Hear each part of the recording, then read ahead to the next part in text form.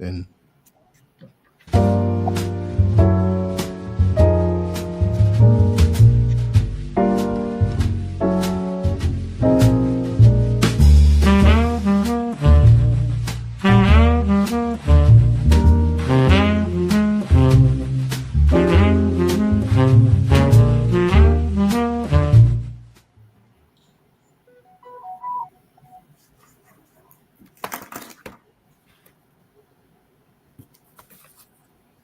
I want to welcome you to this week's podcast, The Muslim Street. We got an exciting program. I am Malik Aziz, your host. I'm also with our co-host, Director of Global Operations, Dr.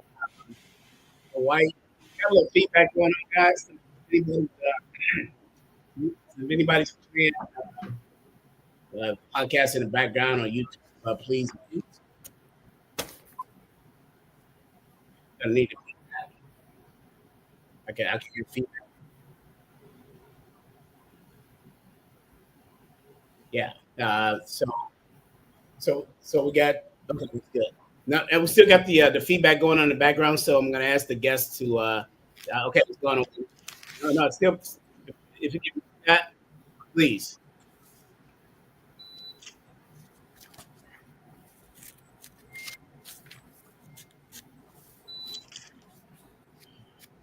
Yeah. So do we have a sound check? Want to make sure that everything's good there. Okay. All right. So Malik Aziz with the Muslim Street with my co-host Dr. Viper, and Dr. Viper White is our chief.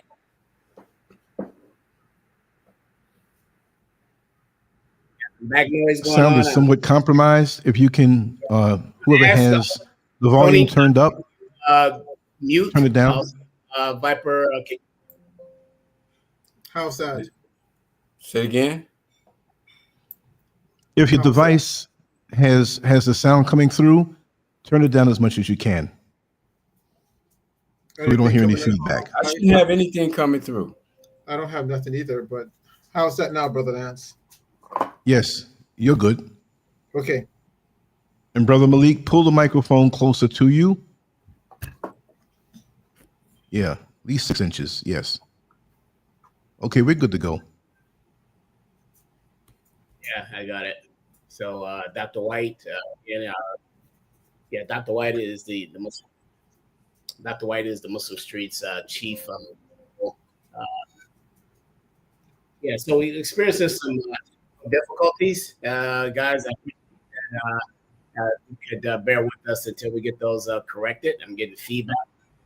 Yes, have a phone or you in the background, please mute.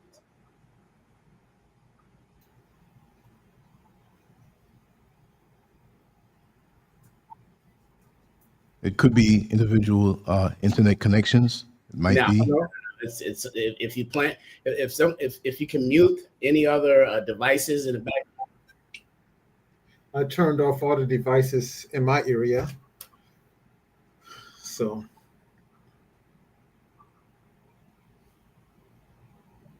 I don't have any device that I can think of that would be affecting us. how's it now, Brother Lance? I'm listening to my phone, and everything is sounding good and clear. While it may sound funny on the broadcast, it's coming through clear. Okay. And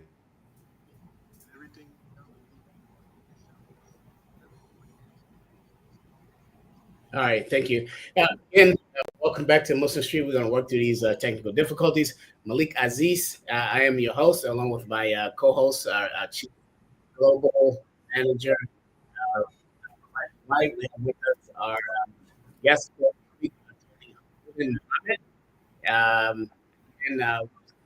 Lance, if you could correct any of the voice feedback that we're getting, we're making a very difficult conversation. okay, I'll mute them individually. Go ahead, Malik. Okay, so Okay, so again, we're here with the Muslims. We want to pardon us for the technical difficulties, Lance. But Lance, we're getting a double feedback even from yourself after you muted people. Uh, correct that before we carry on this conversation.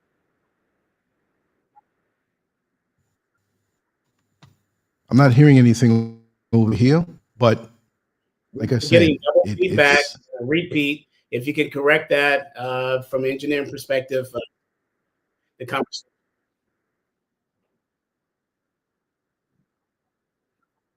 over here. Everything is clear and good. It's got to be external to this because I have everything muted and possibly. Does anybody have a screen on the computer with the show playing on it or a phone playing it? And also, Malik, do you have headphones?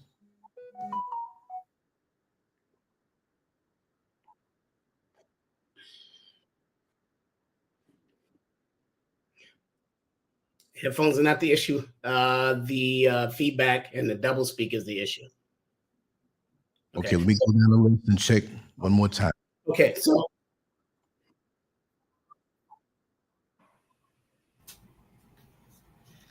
and I apologize to the listening audience for the technical difficulties. As soon as we correct these, well, we will engage our guest, Tony Muhammad.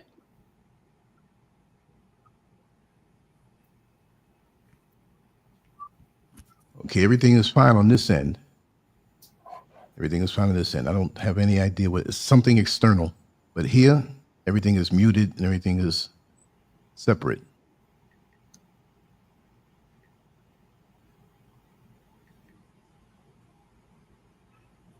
Go ahead and try it again.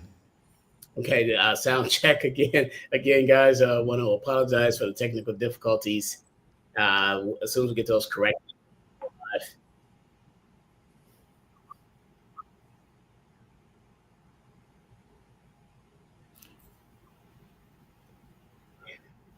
I have my phones here, but nothing is directly connected to anything. Nothing's open. I did have some photos pulled up on my cell phone. And from my end, everything sounds fine. Yeah, just as a point of reference. Yeah, Lance, everything's getting repeated. Can't find the issue over here. I don't know what it is. Just keep on checking.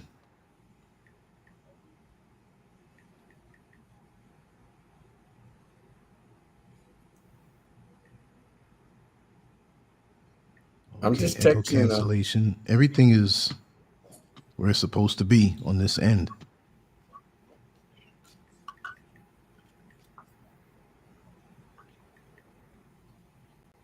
I'm texting Deirdre right now to see if she's getting any feedback. She says she hear everything's clear. Do you have anybody else that you can touch bases with that maybe? I'm listening to it on the phone, and everything from the phone is clear. You know.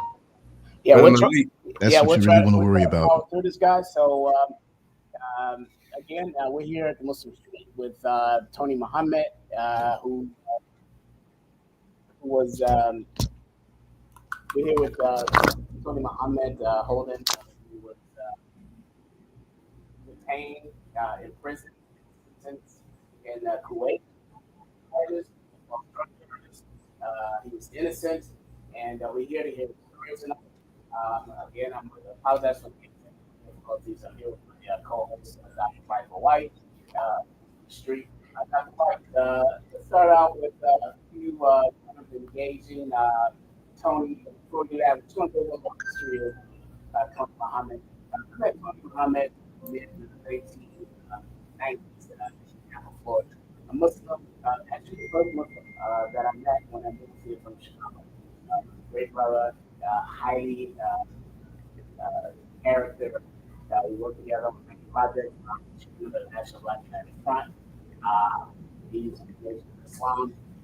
It was only for me to re-energize the introduction of National Black United Front to the state of Florida.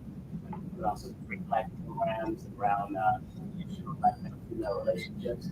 We're discussing this issue and taking it right to the hill. But from there, we moved on. Brother Tony moved on to Atlanta, Georgia.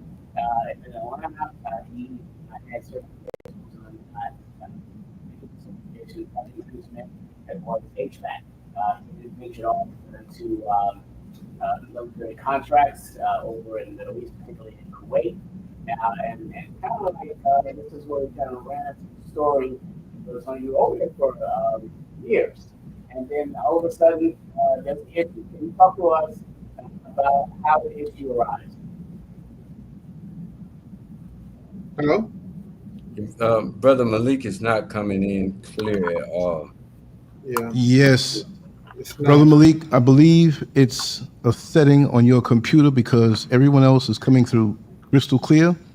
Yeah, The audio is coming through directly into your computer, because and it's not coming through the microphone. So you have to have it come through the microphone. It's a setting on your computer.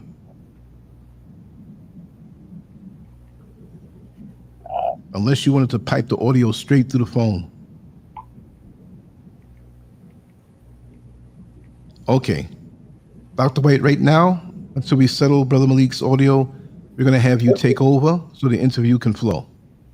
Yes, good afternoon, everyone. This is Muslim Streets coming to you from Florida with the host Malik Aziz. I am the co-host, Dr. Vibert White, Director of Global Operations for Muslim Streets. Tonight we have a very, very exciting show, and we have an extremely interesting man that we want to interview. His name is Tony Holden Muhammad. Now, many of us have heard over the years of Americans being held in foreign prisons, being captives, and so forth. And we hear this in places as in China, Cuba, Russia. But this is a case whereby it involves an American, an African American Muslim in a place, in a country that's allegedly an ally of the United States, where this brother was held for 3 years, and many of us did not even know. The media did not report that he was there. The media did not report that he was an African American, and he just was released on behalf of the work of of our president. So I'm going to introduce Mr. Tony Muhammad. Tony, assalamu alaikum, and thank you and welcome to the Muslim Streets. Wa alaikum salam. First and foremost, Bismillah Rahman Ar-Rahim, to the distinguished individuals and members and movers and shakers of the Muslim Street. I thank you for allowing me to be on this platform to share a bit of my experience with respect to being wrongfully detained in the state of Kuwait. A couple of things I just want to do for the listening audience, and no overstepping or disrespect to you, Mr. White. But actually, I was detained for 2.5 years. Okay, I just want to make that clarification, and I want to definitely kind of walk you a little bit through some specifics. This was a collective effort. As a matter of fact, my whole spirit and intent is to deliver this testimony from the perspective of the support that I received from the global village. There were a lot of key players, a lot of key individuals behind the scenes working in a collective effort to bring this day forward for myself. For those who know me, brother, who may not know me, I'm Brother Tony Muhammad, registered and active in the Nation of Islam. I've been doing civilian contracting for better of 15 years, and I've worked consistently throughout the Middle East through the ending of the Iraq War, the Afghanistan War. So I've been in a war zone, several countries. I pretty much have worked in Iraq, Bahrain, Afghanistan, Kuwait, Dubai, UAE. And again, it's been a very, very trying journey and a very enlightening experience. Okay, with that being said, I just want to kind of set the tone because I'm going to go into a couple of things that I am thankful in being able to tell the narrative, you know what I mean, as I've been the one personally experiencing this. But I wanted to start off, beloved, if I could, as a Muslim and a believer of the Holy Quran and the Bible, the Injil, the Word of God, and the Scripture. I want to read something from the Holy Quran to lay a basis to some of the things that I like to highlight in my experience. Allah says in the Quran, Bismillah ar-Rahman ar-Rahim, it says, I, Allah, am the best knower. Do men think that they will be left alone, saying we believe and will not be tried?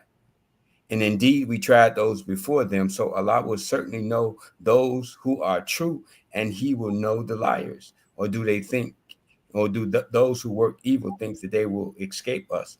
Evil it is that they judge. Whoever hopes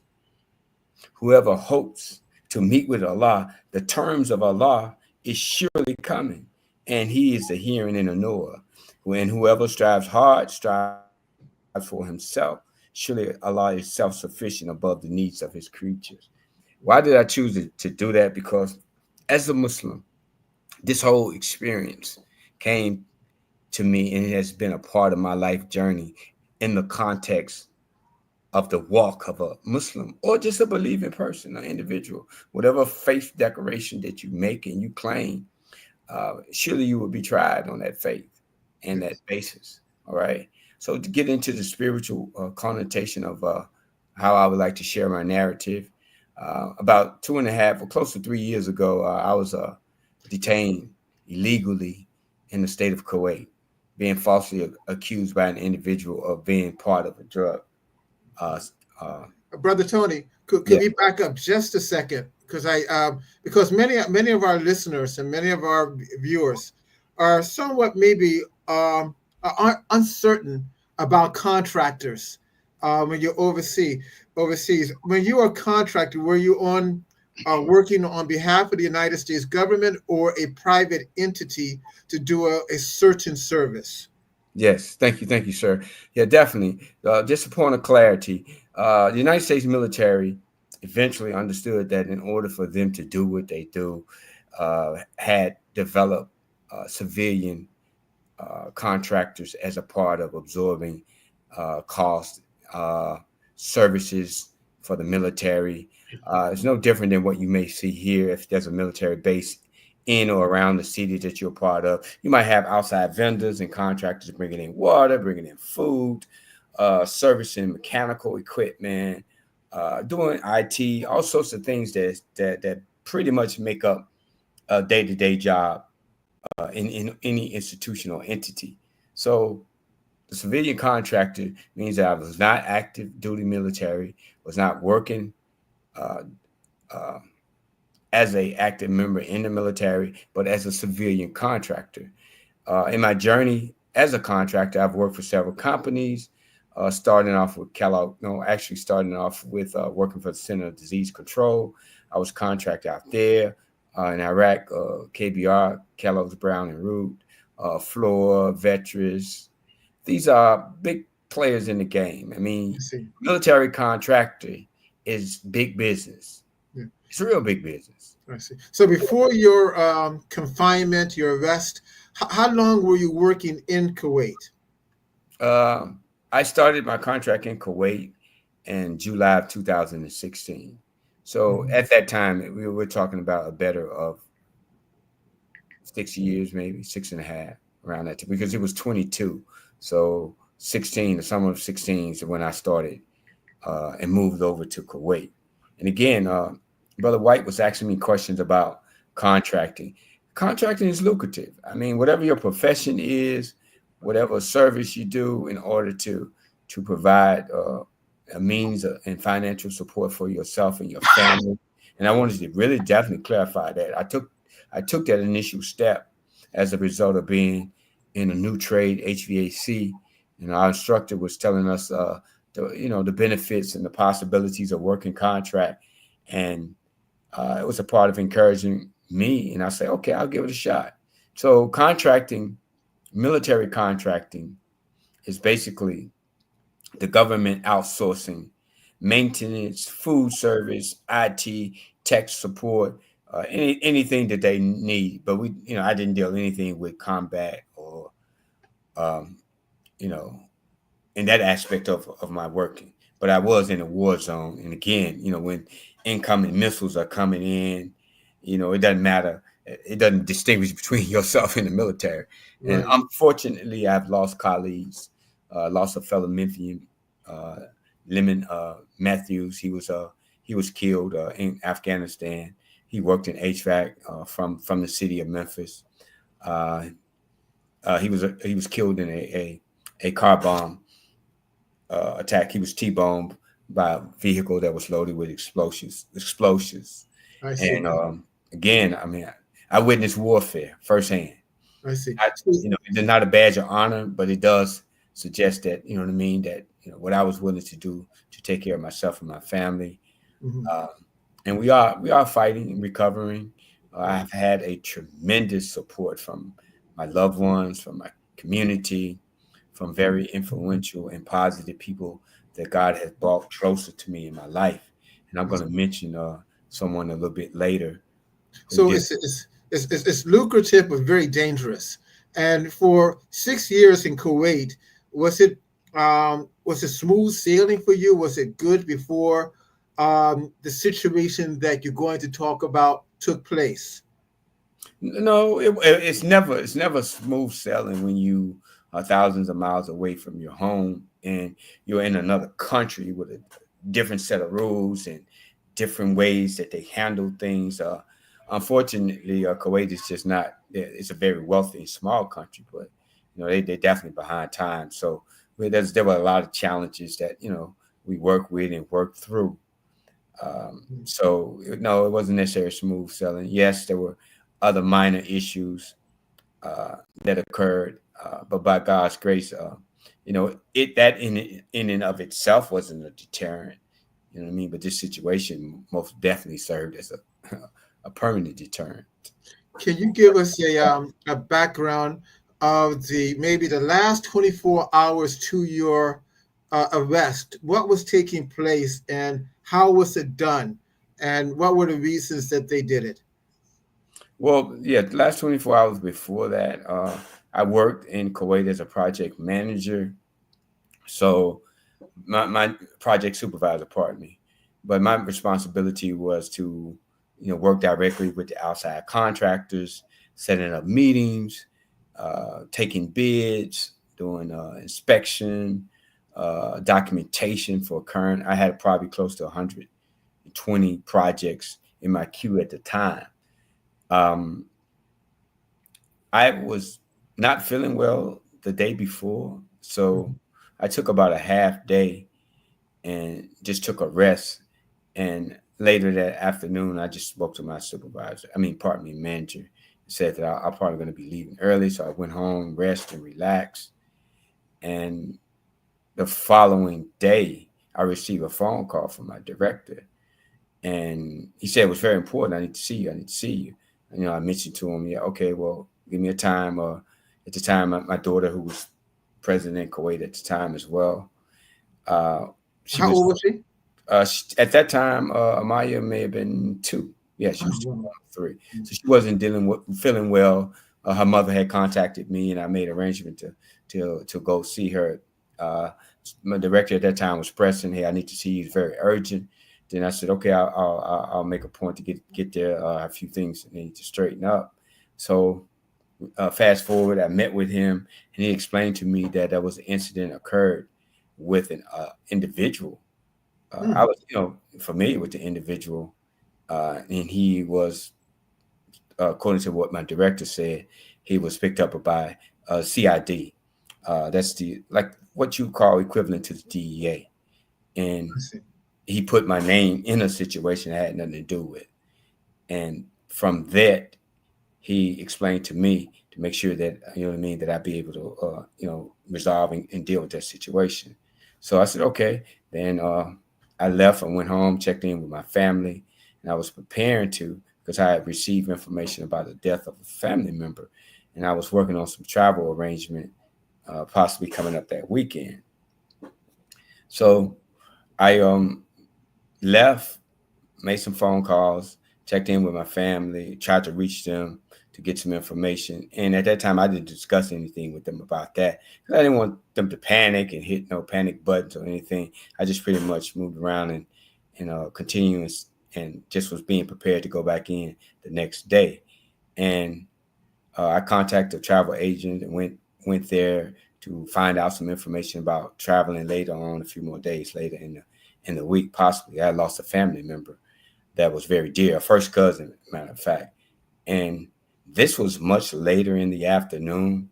Apparently, they had been following me. And when I was at the travel agency later that afternoon, guys who were not dressed in police uniform or anything, didn't properly identify themselves, just grabbed me. All right. And for me, I know through my training and understanding the state of Kuwait that you have to be very strategic in terms of how you handle a situation like that. So when they detained me, they pressed me, harassed me about drugs, about, this individual, showed me pictures of people. I said, I don't know who this is. And they handcuffed me and they grabbed me, put me in the car. It's probably about seven or eight guys at that time. And where do you live? Where do you live? Where do you live? And I told them I live here, such and such place. And they took me to my place. What drugs? I said, I don't have drugs. You come to my house and you can check. There's no drugs on me. Mm-hmm. So they went to the house. One of the officers, he struck me while I was handcuffed. He struck you? Yes. At this point, things shifted to a whole nother level. I didn't have access to my phone. They retrieved my phones, so I couldn't contact anybody immediately. And as I said previously, I took it. You know what I mean? I took it. I'm handcuffed, but it didn't shake me. Mm-hmm. All right. So from that point on, the guys, you know what I mean? If you've seen Training Day, it was like a Training Day activity. I can kind of laugh at it now, Brother Malik. They went to the apartment. They weren't trying to get in. I was like, yo, they kicked the door down. I said, he's crazy. So you're telling me that as a contractor, you was not protected under American jurisdiction? Oh, yeah, you are, but there are particular protocols. For example, if you're working directly for the Department of Defense, DOD, if they apprehend you, they have to immediately release you and turn you back into the custody of the Defense Department because of security clearances. Some of the guys that I work with also have clearances, but if they're working for a civilian contractor, they don't necessarily get the same treatment. And this treatment here that I'm speaking about specifically right now, Brother Malik, Brother White, this wasn't always the policy. If you historically know that it was the United States of America that liberated Kuwait from Iraq. Right. So that level of harassment and how they would handle any suspected or alleged, violation of law or crime was held totally different. It was handled in a diplomatic way, as it should. Embassies contacted, personnel dealt directly with the military or the embassy and the Kuwait government. And generally, at best, you would just get deported. You know what I mean? Not detained, arrested, and harassed and physically attacked. But I tell you, as Allah is my witness, it didn't shake me in that sense. But why do you think they were so heavy-handed with you? Just tactics. Here, when I'm locked down, you know what I mean. I talk to some of my brothers, Brother Malik, Muslim brothers, and they say, yeah, these fake DEA, not real. See TV, want to do TV, what's on TV, you know what I mean. So I mean, what people don't understand the culture of the not just the Middle East, but a lot of countries throughout the world. America has a tremendous influence through culture, through music, through entertainment. And a lot of times what they see they don't distinguish between what's Hollywood and what's not real, and no, that's not really the real deal. And it's a lot of evidence of that if you would check the track records. So harassment, interrogation. At the time, the mother of my child and myself, we didn't reside in the same residence. For other reasons that we're not going to go into detail about, but they also had trailed me to her place. They had been following me and went to her place and doing the same thing, looking for drugs, and nothing was found. But the pivotal point that I mean, when I say I don't like to go into it, because mentally, psychologically, there's still some recovering, brother. Yeah. Right. Malik, but I do want to tell you they harassed my family. Brother Malik, they violated every aspect of this book we call Holy Quran, with harassment to my mother, my children, and my child, and physically putting their hands on my child. Yeah.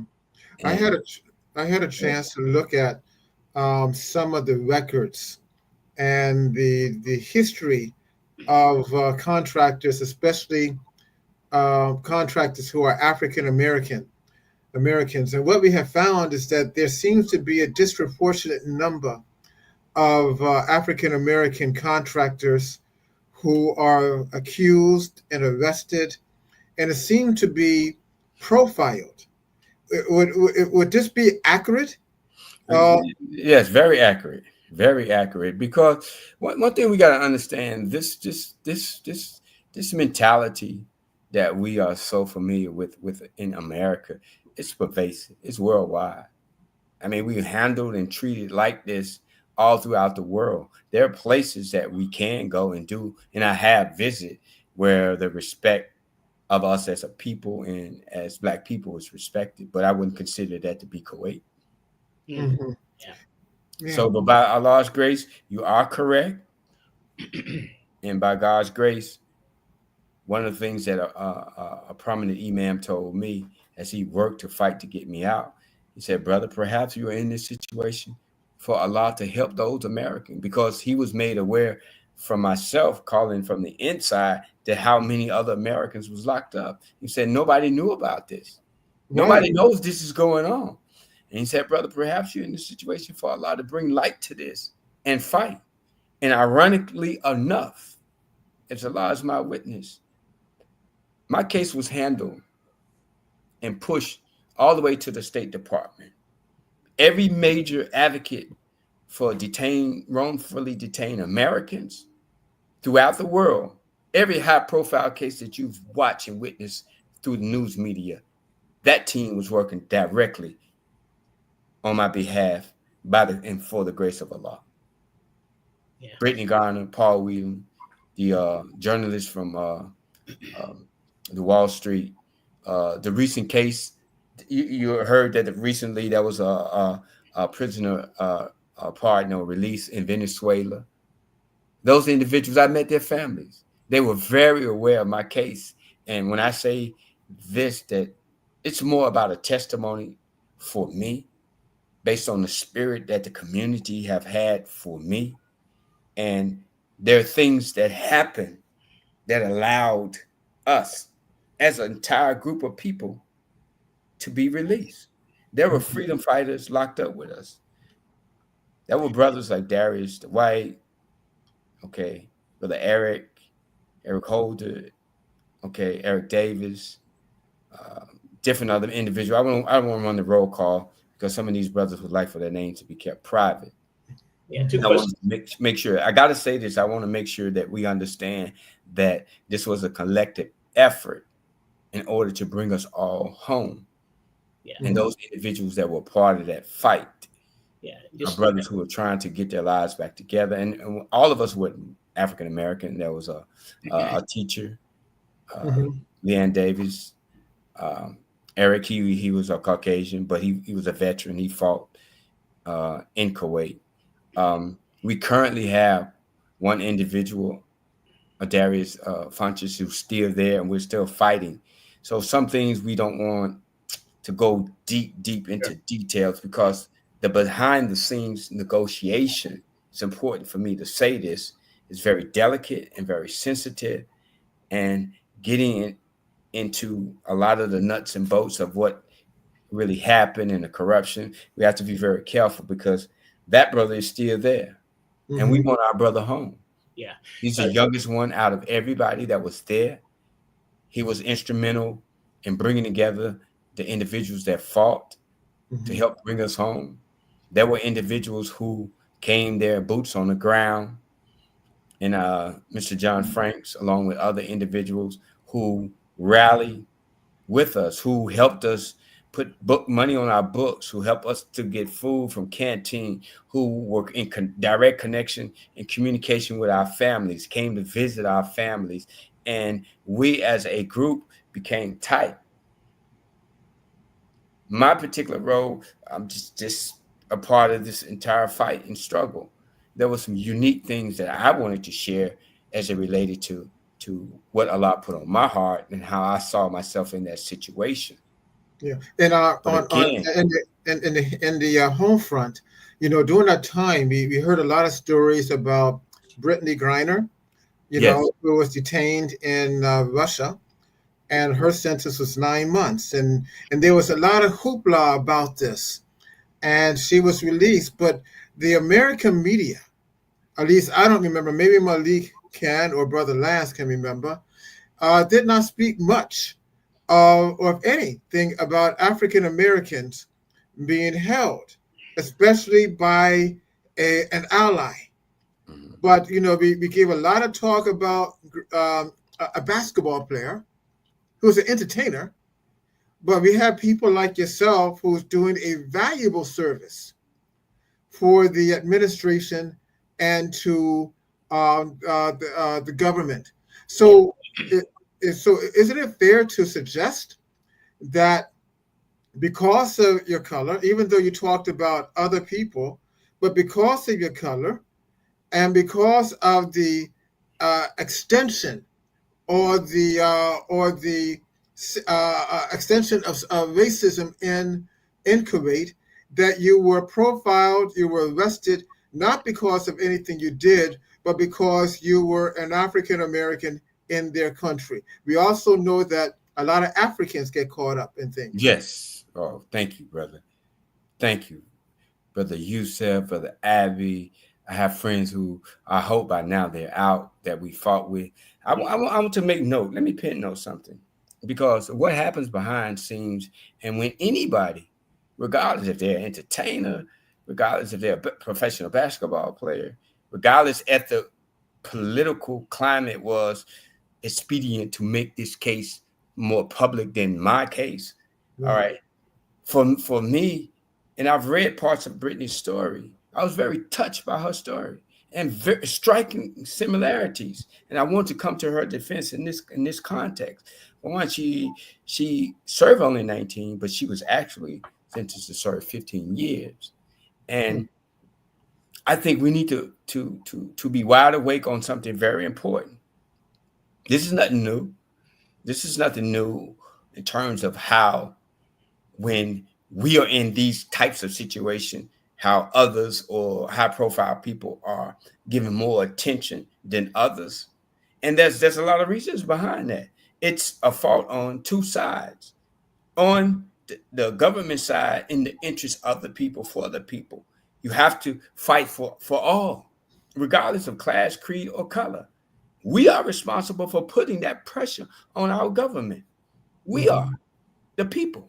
If we don't put pressure on the politicians, if we don't hold them accountable, they'll do what they want to do. We didn't shut down anybody's office. Okay. Now, the delicate part of that situation is, and why I want to be out here publicly, because we need to understand how the game is being played, what needs to happen. Okay. There was not one Black organization that had to. That's right. Listen, let me say this point. Not one Black organization had the infrastructure to go in and handle this as an international issue. So I want to come back and share, because I made phone calls. Brother Malik knows, we have a history together. So I'm locked up, man. All that history and the experience that he and I worked on the front line, went to work there. My point, the nonprofit organization that played the nucleus and a key role with the support of the nation, the Muslim community, the Kappa Alpha Psi, my neighborhood, local politician, state politician, some national politician. They were all galvanized around a situation that I had 4 stateside lawyers working on my behalf pro bono by Allah's grace. I had 2 lawyers actively working in Kuwait by Allah's grace. And above all, I had the prayer of the Muslims in the believing community. The decree that went up for prayer is very significant, Mr. White, in the context of what we need to do. Of course, we don't get what we always expect and should expect from them, but the ability for us to do this and for us to get the job done, my situation is a classic example because people fought day and night. People were galvanized all throughout the states and the community. What wasn't made public was for a particular reason, because there were a lot of delicate negotiation going on behind closed doors. But you are right in terms of visibility. You are right. Generally, it's high profile people, okay, and politicians acting in the best interest. If it's a win-win, they grab it and run with it. Look what happened to that the wrongfully deported immigrant. He wasn't even American, wrongfully detained and deported and sent to El Salvador. Look at what happened. You and I, let's look at what happened. What happened? A politician rallied behind that issue and that cause. Now, I don't know all the motives, and my heart surely goes out to his family, okay? But that particular elected official, just by stepping up and going there and making that case public in the way that it was made, helped facilitate that individual and to come back and to go through proper court procedures in terms of. I remember several years ago, and Malik remembers this. It's in the 1980s, I believe, and you had Minister Farrakhan, Jesse Jackson, Leon Sullivan, and a host of others went to Iraq, and they argued for the release of a lieutenant. Do you remember, Malik? Yes, to be released. Actually, it was Beirut. Yeah, yes. And then, but here, I didn't see. I mean, you talked about a lot of organizations. I didn't see much from NOW, National Action Network, led by Al Sharpton. I didn't hear anything from the NAACP. I didn't hear anything from the core or even African Methodist Episcopal Church. You see, Brother White, that's a big part of my needing to testify. I will say in defense of the nation that there was a representative that was responsible for coming over and investigating. The Honorable Minister Louis Farrakhan, up in his age, could not make that kind of physical journey at his age, and he was experiencing a loss of life, but he did send a representative, and he did make contact with my second lawyer who worked directly with the State Department. So our community was directly involved in that context. And if you hear me out, the Muslim community, we received a major donation. We did social media campaigns. We raised funds. And I'm very, very happy and elated at the community and its response to me as an individual. I saw it. What concerns me is what we need to do collectively, because there are others. There are others in this kind of situation. So, Brother White, one of the things that I'd like to bring back is that within our own institutions, we have to have the infrastructure in place. It's 2025. We can't say, well, that brother or that sister is way over there. Let's find the detail, because the very people that were responsible for instrumenting certain things, they did it on the spirit of a will and determination, like any of us could have had, meaning that every major Black organization should have a representative and a special envoy in place in the infrastructure to deal with international affairs as it relates to Black people. Yeah, a plethora of resources out there that can help us in this kind of situation. But if we don't know that, if we don't know how to tap into those resources, then we lay stagnant. I was given information. I got to say that. How many African Americans are currently detained on trumped up charges by the Kuwaiti government? I'm not sure, and that's a number I couldn't give you. In fact, but I knew that there's one individual who was part of this original pardon that was orchestrated with the emir through our activists, through our organization, and through our State Department. Here's what I would like to say: there are at least 50 plus, last I heard, that were detained throughout the Middle East. Now, for us, it is our responsibility to open up a door and use all kinds of avenues to put this information out there. If you have a family member or a loved one experiencing any type of legal jeopardy or issues abroad, contact us, and then we will point you in the direction. Here's the resources. Here's what we need to do. I was fortunate. My family, which is affectionately called Holden Nation. I come from a large family, 14 of us brothers and sisters, and a mother and father that was married 70 plus years, and a whole plethora of children, grandchildren. And I mean we're very visible in the city of Memphis. Yeah. And we're loved, and we love Memphis. And that allowed me to lean heavy, Brother Malik, on being a native son of Memphis. You know, politicians were receiving phone calls directly. Reginald Hubbard and April Hubbard flew to Washington, D.C., knocking on doors. Hey, we get this our brother. We need y'all involved in this. Now, that's not everybody's situation. Yeah. So when I try to go ahead, sir. Yeah. So Brother Tony, wow. I mean, your story is amazing. It's scalable. It's relatable. I want to back up a little bit, Dr. White, and have also Brother Tony jump in on this. And I'll use a case example. There is a political prisoner. Her name is Dr. Afia Sadiq, a Pakistani doctor who was taken to a black site under the Bush administration back about 20 years or so ago. There's a brother who's been working very hard, highlighting her case. She's Muslim, and for her politics, she's just been held as a political prisoner. I had a conversation with him prior to the first Trump administration, and as Donald Trump was going to win the election in 2016 over Hillary Clinton, I pointed to the case of our Muslim sister, Asada Shakur. Asada Shakur, who was illegally imprisoned along with Geronimo Pratt, Sundiata Kohli, Deroba bin Wahad, all from the Black Liberation Army. Go ahead. In the early 70s. And what happened with in that case was they bust Asada Shakur out. That's a revolutionary act. In the case of Afia Sadiq, who is still held, the brother who's leading the charge for her, doing all the picketing and getting information out, keeping it aware. I had him on the Muslim street several times. And I said to him, well, Trump's coming in office. He's a wild card. And he's a wild card in that he may be interested in prisoner swaps. He literally cussed me out. Okay. Brittany Griner, years later, who was held on drug charges, was traded for the merchant of death. Right.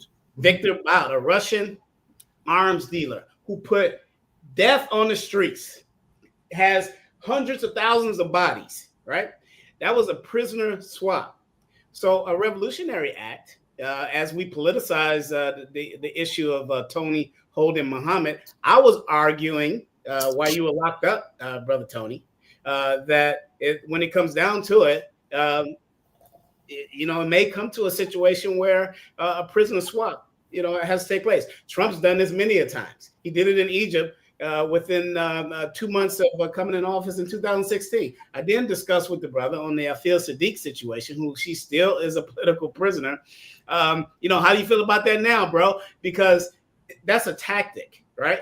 A tactic that led to your release, right, was a tactic that has to be supported, Brother Tony, has to be worked on. But other tactics and latent possibilities have to be taking place, right? And that is prisoner swaps, and that is if it comes down to it, bro, we ain't letting you die over in some Kuwaiti jail. We're coming to bust you out, and that's just the way it is. And until we look at politicizing this issue as political prisoners, it's going to be held in the context of, let's engage current politicians. They engaged the State Department under Biden, under your case, but it was under Trump. And I'd like for you to speak to that. I'm not giving him any, kudos and all this kind of stuff. Okay, I'd like for you to speak to, if you can, shed some light on processes and procedures of how that went down.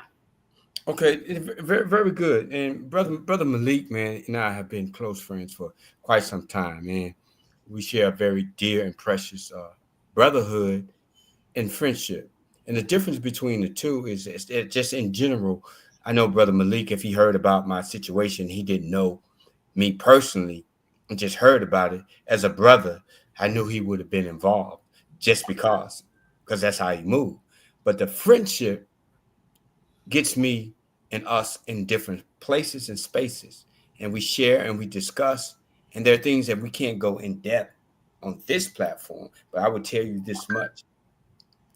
Different administrations move and work different. Now, here's the thing.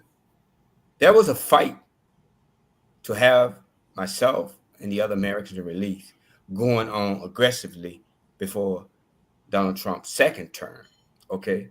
The mentality of the Biden administration that was focused in other areas. And politicians work a certain kind of way. When there's an easy win or it's politically expedient for them to do a particular thing, if they're orthodox or unorthodox politicians, you see a lot of activity along those lines. So here's why I want to make this clarification very clear. Everyone involved in our release was just an instrument, period. Allah says in the Holy Quran, and I believe this firmly, that when he desires a thing to happen, he said, kun fayakun, be, and it is. If it was an intent for those doors to remain locked, nobody could have opened. Not Biden, not Trump, not the emir, no one. But if Allah desired for those gates and doors to be open and for us to pass through, no one could have stopped that. I witnessed firsthand that spiritual reality that I'm sharing. Okay, brother Malik touched on a couple of things. One, I don't want to miss these points. Why are we political prisoners? Okay, because these are situations and circumstances that these people shouldn't be locked up and deprived of their family. No, this doesn't add up. It's not. Most certainly, it's not Sharia. I mean, I've read books and I've studied my book and our book. And if you know anything about the laws, and just on the basis of what America granted to Kuwait, that should have been a no-brainer. But what about our other revolutionaries? Generally, the government and the powers that be will use any and everything as a pawn to keep things moving in the way that they desire for it to be moved.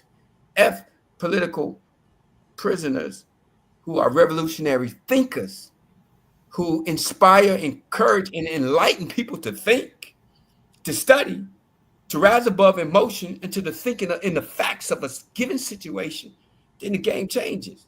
See, they don't want thinkers to be out there in no shape, form, and fashion. And those who know me, like I said, brother Malik and I are just not brothers, we're personal friends.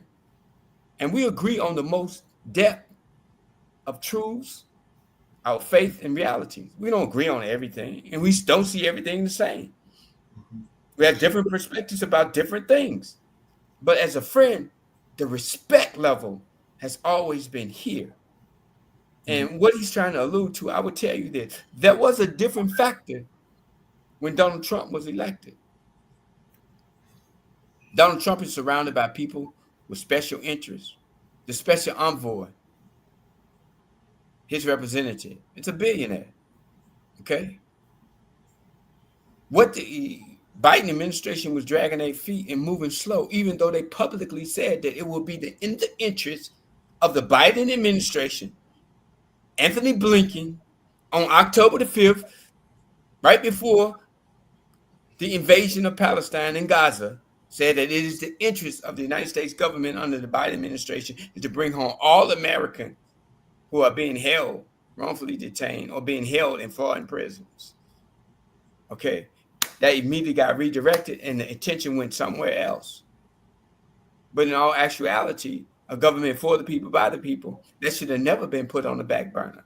So, Brother Tony, in a press release, you thanked President Trump for being instrumental. Are you suggesting that his work in helping to gain your release was a political action, whereby you were just a pawn on a chessboard being used? Let me say Are you this. suggesting Let me that? say this, Brother White. I'm not in Donald Trump's mind. And being released, man, that wasn't even my concern. I don't want to cuss, man. All right, because somebody special was trying to help me clean up my language. But let me say this to you, Brother White, because I want the energy to be felt out there. Right.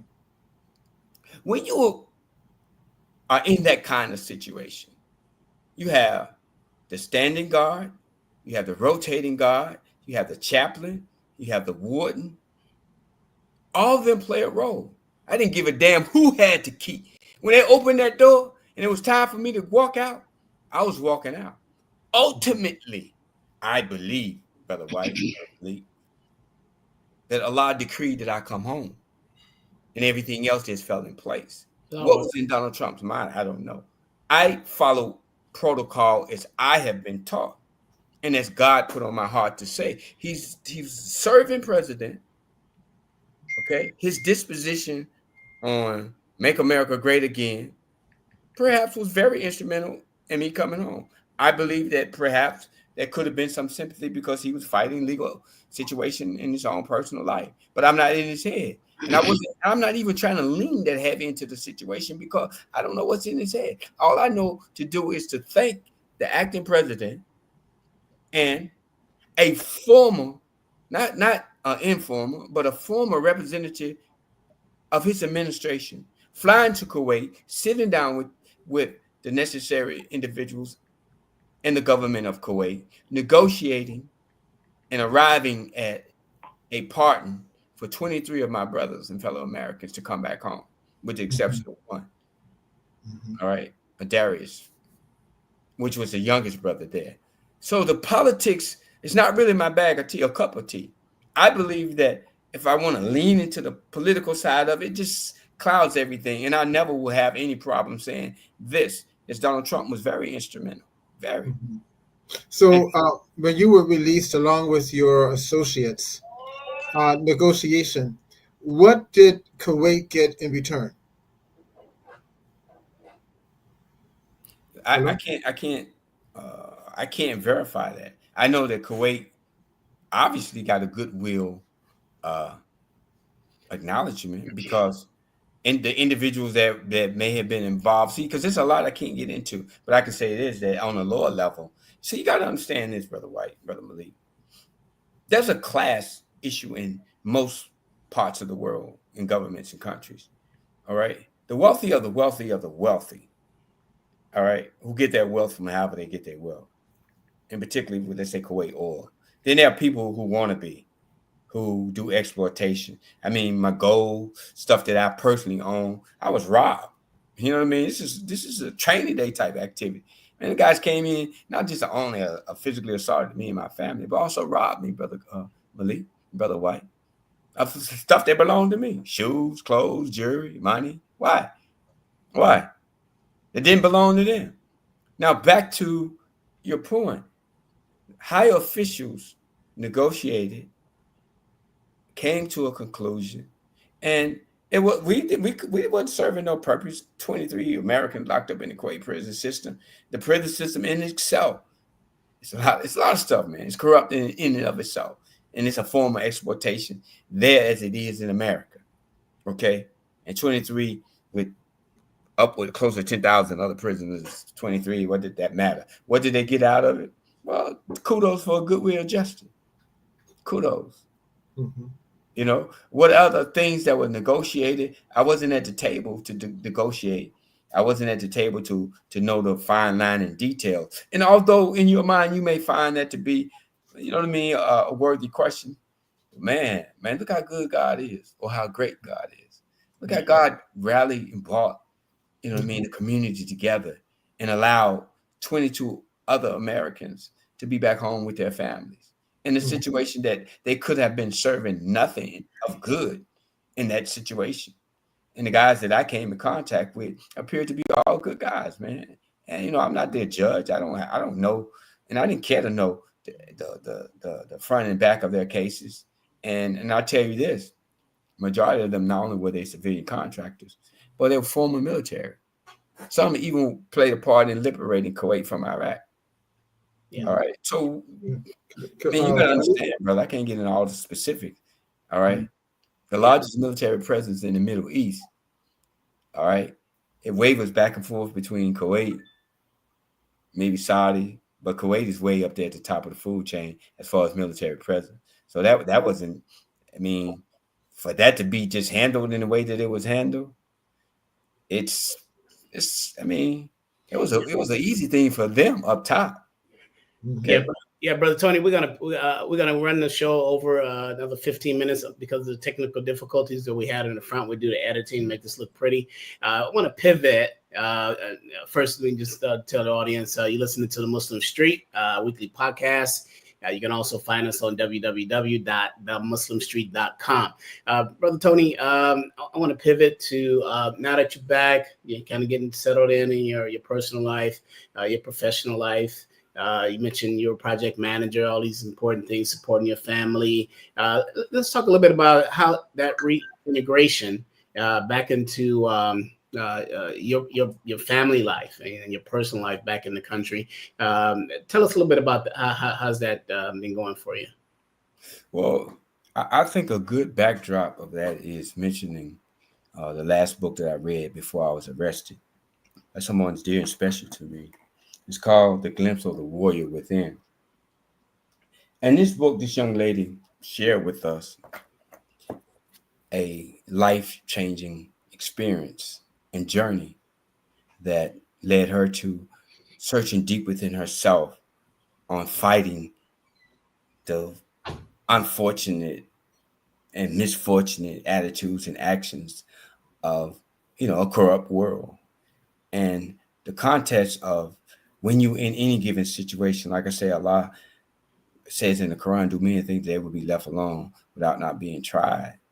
We are all going to be tried. We're in our test. If we find the warrior within, if we tap into the God source that he put in us to battle whatever life circumstances that we come up against, it brings something out of us. And it uniquely gives us the unique opportunity to have a testimony. And that testimony can bring life to any and everybody. Most certainly her story was inspiring to me. And it was instrumental in survival because, Brother Malik, when you are incarcerated, each individual may handle that kind of situation different. But you know me well enough personally as a friend and a brother that Brother Tony, free spirit. I get in trouble all the time. You know that. I get in trouble with so many people, man, because, man, I do what my heart and what God leads me to do. And I don't bound myself to people's ideas, opinion, or ideology or what they think should be and shouldn't be done. I operate specifically in these parameters, you know, of my religion and inspiration and guidance, but I'm a free spirit. Well, Allah blessed me to be able to be trained a particular way before going into this situation. Allah blessed me to have a very strong and support system. Unfortunately, I've been through some life trials and changes, and I want to say this, that the mothers of my children that are involved in my life, who, you know, I'm no longer legally married to, they were instrumental and they put up a fight. My brothers and my sisters, they put up a fight. My friends and loved ones, Brother Malik, you all put up fights. And that prepared me to exit a traumatic situation. So it was a soft landing.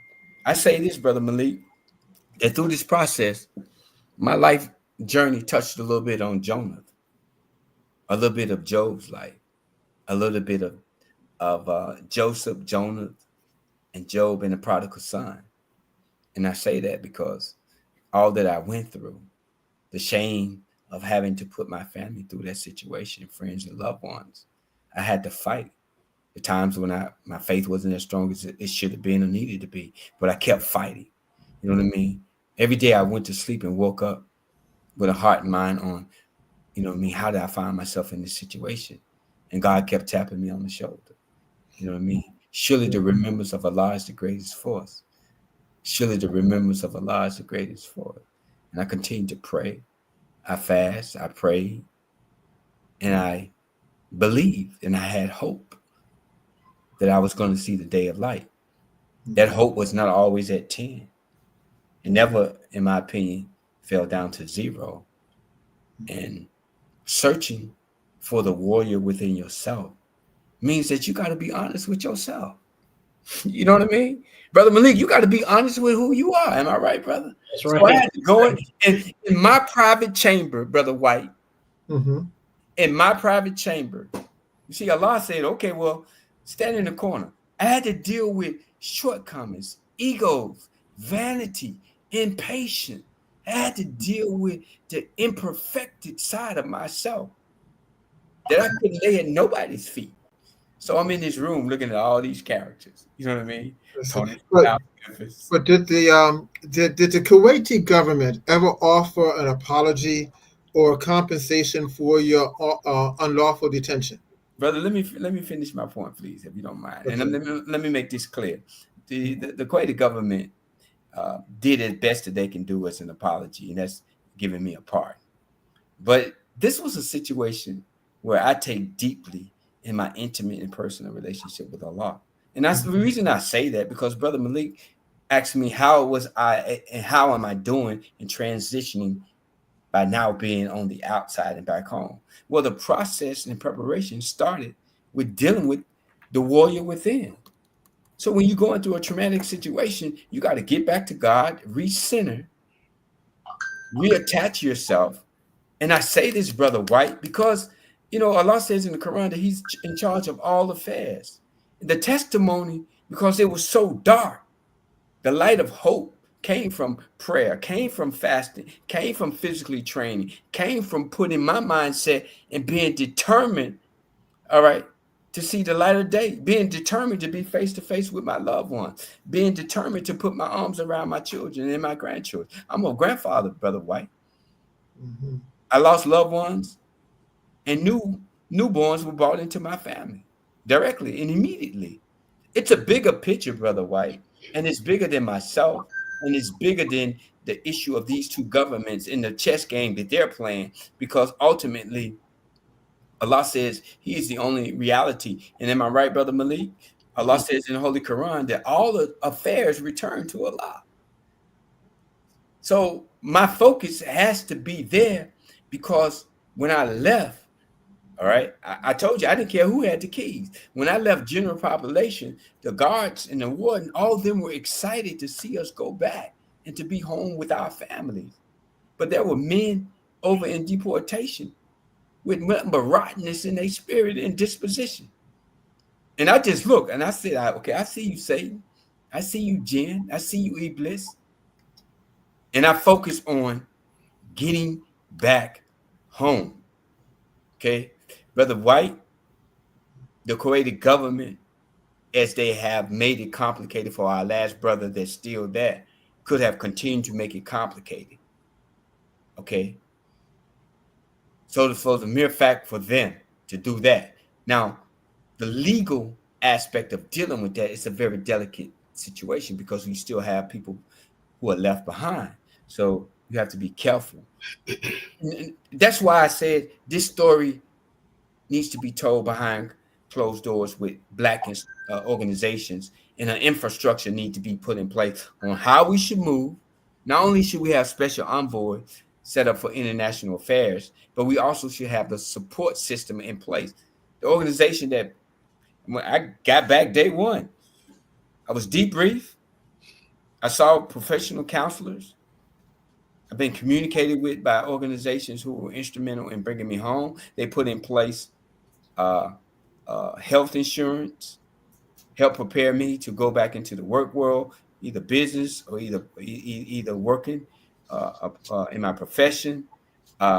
So the thing that happened for me, Brother Malik, again, like the prodigal son, Brother White, if we recall that story, upon his return, his father saw him afar, and that was a preparation. Oh, my son has returned. And it was called to kill the fatted calf and to have a big celebration and bring him a garment. Well, my coming home was nothing less than that. I was received well by my family and by the community, people who I had lost contact with. I mean, there were so many tears. I haven't seen brothers. It's like black men looking for a space to cry. You know, childhood friends, Muslims, Kappa, whatever walk of life. I talked to several brothers who were just, in tears because of our personal relationship.